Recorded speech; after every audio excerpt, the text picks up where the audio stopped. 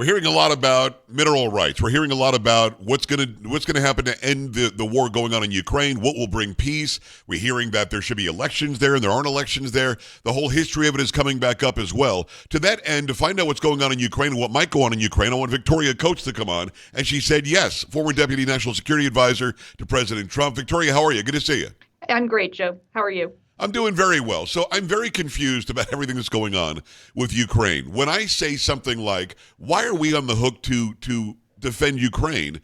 The immediate reaction is because in 1990 something, they gave up their nuclear weapons. They gave them to the Soviet Union for some reason. That became Russia, then disbanded the Iron Curtain. But we promised that we would defend them. Well, also, there were promises that Russia wouldn't, invade. There were also promises that NATO wouldn't go even 1 inch to the east. So it's hard to sort of put it all together historically and figure out why it is that we individually as a country are somehow on the hook to defend Ukraine. What is that all about? Now, this is the so-called Bucharest Memorandum, which was an agreement between the United Kingdom, the United States, and Russia to denuclearize Ukraine, which seemed like a good idea at the time. But bear in mind, Joe, at that point, we were talking about eventually getting Russia into NATO. Right. The perception of what Russia was after the end of the Cold War turned out to be very different from what it actually is now, 25 years later. Right. And so, that memorandum did provide security guarantees from those three countries for Ukraine, and you could say all three of us have violated those. And so it's why I don't put a lot of faith in security guarantees that are written on a piece of paper. Right. You can say lots of things and you can write them into a treaty, and if you don't back them up, they are revealed to be worth the paper that they're written on. And that's what the Bucharest Memorandum has turned out to be. And so I think President Trump very much wants to end this war in Ukraine, is looking for a different kind of mechanism. One mechanism you could make, I am not recommending this for Ukraine by any stretch of the imagination, but you could do long-term basing commitments that would demonstrate U.S. Involvement in a security problem. Right. But that's maybe the South Korea model. But the other thing you can do is have vested United States economic interests. And I think that's what the president is proposing with this rare earth mineral deal, which would be a real trailblazer. And I'm thinking about it as kind of the new model for USAID. And I think it's a very encouraging one. Well, I agree with you on that. The three countries that you're talking about, though, are they Russia, the United States, and Hungary? That would be involved in this deal? No, in the original Bucharest deal, in the memorandum from Bucharest. United Kingdom. United Kingdom, Russia, and us? Yep. So Russia, the United States, United Kingdom promised to defend Ukraine, and Russia's the one that invaded. So they're out of the picture. They're not going to help. But what about the UK? I guess what I'm wondering is they're surrounded by countries that aren't poor. The EU is doing just fine economically. Well, some would argue that, but they should have done much more, in my opinion, for their neighbor Ukraine than we would do from 7,000 miles away. So why is it that we took the brunt of it? Because Joe Biden likes Ukraine, maybe kickbacks from Ukraine? Why is it that we were on the hook here? Oh, I would embrace the and there with Biden. I mean, Biden just went all in from the beginning with a blank check from the U.S. taxpayer for Ukraine. That was never what we should have done in Ukraine. What we should have done was direct our major NATO allies to lead that effort. We could support. But bear in mind, President Trump in the first term supported training and weapons for Ukraine, just at a very much lower level. Right. And I think what the EU has done, particularly countries like France and Canada, has just been pitiful and embarrassing. And for President Macron to show up now and tell President Trump not to look weak in front of Putin. I'm like, well, you've been looking weak for the last 3 years, and we finally have some diplomatic progress. How about you don't come to Washington and poo-poo it? So I think with what we're looking at going forward, though, what's different about the minerals deal is we get something for it. We actually stand to make a lot of money and potentially also get a lot of natural resources that we need. Ukraine has a disproportionate amount of these things, as does Greenland. And so I think this, for President Trump, is a way to say, yes, we care. We see something to defend in Ukraine, but we're not going to be on the hook for the whole shooting match, Right. and we're certainly not going to put U.S. boots on the ground. But this is a way we have a vested economic interest in Ukraine, when that, more than anything, should give Putin pause about going in and seizing U.S. assets if he knows that's what they are. It is Victoria Coates, currently the Vice President of National Security and Foreign Policy at Heritage. We appreciate you coming on. Do we know how much money and weaponry and equipment we've sent? And let me give you a few numbers that I've been given. Andy Biggs a year and a half ago said it was already over $200 billion. The representative from Arizona. And then we had recently the Biden administration people, and also Zelensky said it's more like $176 billion, but I don't know where $100 billion is. We don't believe that $76 billion. President Trump is saying $350 billion. Do we know how much money and equipment and support we've sent them? Well, the number that has actually gone is, I think, around 177. I think that is accurate, but there's been more appropriated. It just hasn't been sent yet. Gotcha. And, the math on this is so shady. I mean, we had the Pentagon find something like $4 billion 2 years ago, and I guess the couch cushions of the Pentagon, which Wow. allowed them to keep flowing aid to Ukraine for a period of time when the Congress wasn't providing it. So they can do all sorts of funny accounting. I think, what President Zelensky admitted about losing $100 billion is shocking. Yes. And it shows you the problem with this from the get-go. The fact that all of the Democrats voted against an inspector general for this because they said, oh, no oversight is necessary. I mean, McConnell's staff coming over here and lecturing us about how we had to greenlight another package of aid because we have exquisite oversight. No, we don't. They can't even find $100 billion. It was ridiculous. And the other thing that was shocking that's come out since the dismantling of USAID is Samantha Power sent $30 billion in direct economic assistance to the Ukrainian treasury. I mean, talk Blows about my mind. Unbelievable. That's just a wire transfer. $30 billion. And Rand Paul the other day said something about millions and millions of dollars going to influencers, social media influencers in Ukraine. So we're propping up the social media influencers. We're rebuilding their infrastructure like it's ours. We are propping up their pensions so they all get paid. We're also giving free money to small businesses in Ukraine so they don't go under while all this is going on. While we've got economic, distress here, we've got veterans sleeping in the streets. We've got drug addicts not getting help that are homeless as well. $23 billion spent on homelessness in California just to make it worse. We aren't looking out for America at all. And the American public, I think, I think that all this information has been hidden from them. I think they've been in the dark. If they knew that we are rebuilding that country like from the ground up, as we've got planes almost on the daily now all running into each other on runways, where our infrastructure needs to be worked on and our traffic control needs to be worked on, I think Americans would be very, very upset. Are we getting the message out well enough that we are literally treating Ukraine better than we're treating ourselves right now? I think the president is starting to get that message out. I mean, the Biden administration really contextualized this as an existential fight for democracy. That's how they put everything in. I mean, their battle against Donald Trump was, oh my gosh, he's going to destroy democracy. Yes. No, from what we're reading about what actually went on in the Biden administration, they were the threat to democracy. But that's the way they couched this. So, everybody who was skeptical about their approach to the war was a Putin lover and somehow sympathetic to the Russian cause. And they used that as cover to funnel all of this money in to try to rebuild Ukraine. But the problem is, as you just said, they were actually subsidizing the government-controlled press of Ukraine. Yes. And Zelensky hasn't had an election for years. So he is, there can be reasons for that during wartime, but at the same time, he is not some kind of hero of democracy. And Ukraine is not a model democracy by any stretch of the imagination.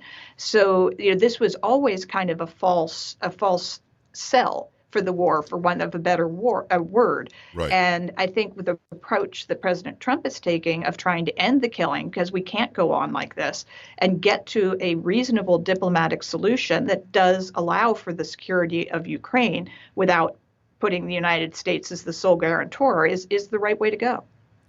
I think Trump said the number was about $500 billion is what he wanted out of the mineral rights. And then yesterday, I don't know if you saw CNN and his left-wing rags all talking about how Zelensky really dug in and he forced Trump's hand and he forced a deal that would be more beneficial for Ukraine. None of that's true. I mean, the fact is nobody was going to get anything out of Ukraine, and Trump is getting something out of Ukraine. Are the mineral rights worth $500 billion? Do we have a number that we can put on that? And I want to follow up with this, if you don't mind. Well, give me an answer to that first. Go ahead. Oh, no, I was just going to say, you may have noticed this about President Trump, that he will start with a maximalist position and then negotiate back, as opposed to starting with his bottom line. But CNN gave Zelensky the credit. It was so stupid. No, it's typical, but as you said, ridiculous. And so I think this is President Trump getting something where Biden was getting nothing, and potentially something we really need. So that's a valid point as well. Well, there's something interesting about where the minerals are. And I think that this plays into Russia not getting everything that it wants. Because from what I understand, one of the places that's very rich in these minerals and the rarest stuff is in one of the areas of the Donbass that Russia wants. And Trump is like, well, no, we're going to partner with Ukraine in that geographical region, so therefore Russia couldn't get it. I mean, that's pretty smart. That's really deep and really smart if that's true. Do you know that to be true, that one of the areas would be what Russia wants and therefore they wouldn't get it? Yes, it's absolutely true. And so for all of the folks who've been running around saying that Donald Trump is Putin's puppet all week long, look at what he's actually done. I mean, he has, unleashed American energy, which is something Putin hates. It's competition for him. And, this action on the natural resources in Ukraine, again, is something Putin will hate. Those are direct, concrete actions President Trump has taken. Meanwhile, is there some nicer rhetoric toward Russia? Sure. That costs him nothing. He does that anyway. Right. And, everyone who's clutching their pearls about the United Nations General Assembly resolution, oh my gosh, the United States insisted on softer language, didn't vote with the Europeans, the sky is falling. I mean, what less effective vehicle do we have on the planet, Joe, than a United Nations General Assembly resolution? Exactly right. Again, exactly a zero cost way of leveling the playing field a little bit. You're going to have to talk to Putin, so you're going to have to get him to the table, like him or hate him. I mean, that's just a fact. So I think that's what President Trump is doing. And his actions are strong. His words are a little softer. I'm fine with that. Yeah. No, and I think you're absolutely right. Does Russia have a case that NATO moved very far to the east when it was promised that it wouldn't? Or does that not even count anymore? Did Russia do so many bad things that that's not really a talking point for them? That's why he says he went in, because Sullivan and Biden and Harris would not say Ukraine wouldn't be part of NATO, which moves NATO even further to the east. Does he have a case or not? That is his excuse, but he really laid out his imperial vision of reassembling pieces of the former Soviet empire. And bear in mind, he called the collapse of the Soviet Union a geopolitical disaster, the biggest one of the 20th century. So he is firmly opposed to that and to the spread of freedom and capitalism in Eastern Europe. That's fine. That's his right to take that position. Yeah. But he doesn't get a veto over who we do or do not admit into NATO. And the fact of the matter is, NATO is a purely defensive alliance. It has never gone to war with anyone. That is its structure. That is in its charter. So I see that as Putin's excuse for having done this. He wanted it for imperial reasons. He's always felt it was part of what he conceives of as Russia's sphere of influence.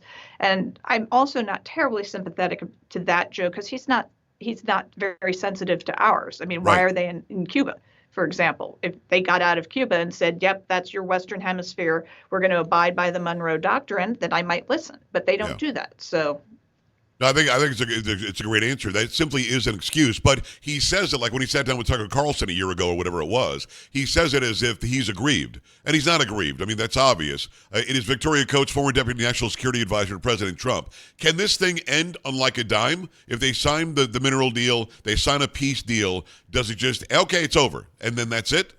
Or is it going to be some stupid ceasefire like in the Korean War, where the war is still actually going on, but we just have okay, let's put our arms down and just stare at each other across the DMZ? Will this actually end the war or not? I think that is President Trump's goal because, a frozen conflict like South Korea can always erupt. It can always cost more money. I Right. think he wants to get this thing resolved. And I think for Ukraine's sake, we want that too, because if they are going to become, prosperous and perhaps become members of the European Union, for example, which I think is a much more appropriate kind of body for them to join than NATO. They need resolution, and I think Putin needs to not do this again, and he needs to realize that the United States and we need so much more out of our major European allies are not going to allow this to spread throughout Europe because it would just be incredibly destructive and disruptive, and so that is my hope. Because the Biden people were talking about a kind of North Korea, South Korea arrangement. I think that would be very undesirable. And hopefully it will not be the only thing that's possible. I could not agree more. It's Victoria Coates. I appreciate the time and the access. Couple of minutes left. Let's talk about Gaza. So President Trump, like out of the blue, it looked like he surprised Bibi Netanyahu, in fact. He said, we're just going to take Gaza. So Israel gets Gaza back because they decimated Hamas. You can't possibly just let the Palestinians stay in Gaza and continue to throw rockets at them and attack anytime they want. So Israel gets control of it, hands it over to Trump. Does Trump really want to develop it? Or is there some sort of like you said, he goes for the gigantic deal and then backs off a little bit to get what he actually wanted? Does he want Saudi Arabia and Jordan and Egypt to come in and redevelop that area? What does he really want there, do you think? Well, I think he's putting out a vision that he thinks Gaza could be a much more hopeful, beautiful place. It is a very special piece of real estate. That is a fact. So I think he's putting that out there. I don't know if you saw the AI generated video he posted today on Truth Social. Oh my gosh. I'll check it out. You're going to want to play that. It involves Elon Musk eating hummus. Come on. Yeah. Oh, it's good stuff. But it's Trump's view of Gaza. Everything's gold. Everything's beautiful. The people are happy. And in a way, it's harkening back to what Gaza was originally when it was beachfront property. So I think he's just tossing that out there as an aspiration.